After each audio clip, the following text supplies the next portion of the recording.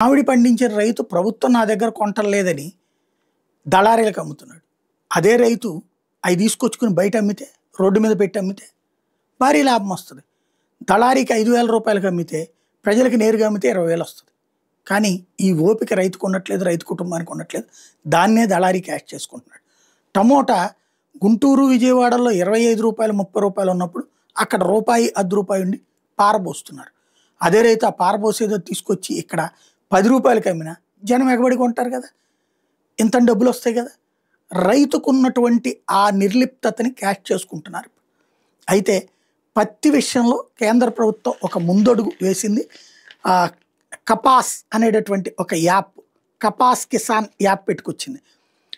12% కంటే ఎక్కువ తేమ ఉంటే కొనుగోళ్లకి అనుమతి ఉండదు. కానీ గతంలో 16% వరకు అనుమతి ఉండేది.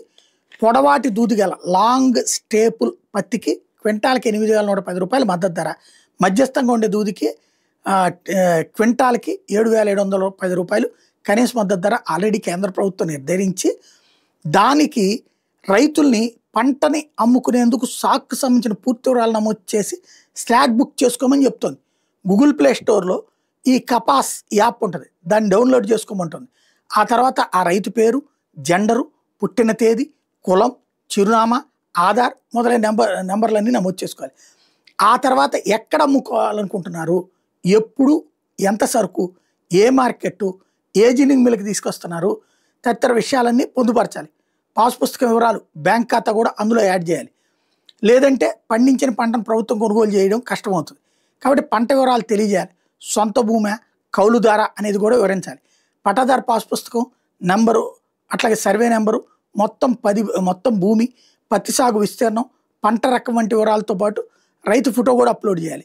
ఈ విషయాలు చాలామంది రైతులకి తెలియక తికమకబడుతున్నటువంటి నేపథ్యంలో కపాస్ కిసాన్ అనేటటువంటి ఈ యాప్ కేంద్ర ప్రభుత్వం తీసుకొచ్చిన దాన్ని వినియోగించుకోవాల్సినటువంటి అవసరం ఉంది. ఆ మండలాలు, మ్యాపింగ్, షెడ్యూల్ ప్రకారం కొనుగోళ్లు ఉండటం దీని ద్వారానే సాధ్యమవుతుంది. కేంద్ర ప్రభుత్వం ఇచ్చినటువంటి ఒక గిఫ్ట్ ఇది. జాగ్రత్తగా వినియోగించేటట్టు రైతుల్ని చైతన్యపరచాలి. అవసరమైతే ఈ సచివాలయ ఉద్యోగుల ద్వారా వాళ్ళని ఎడ్యుకేట్ చేసే కార్యక్రమం పెట్టాలి.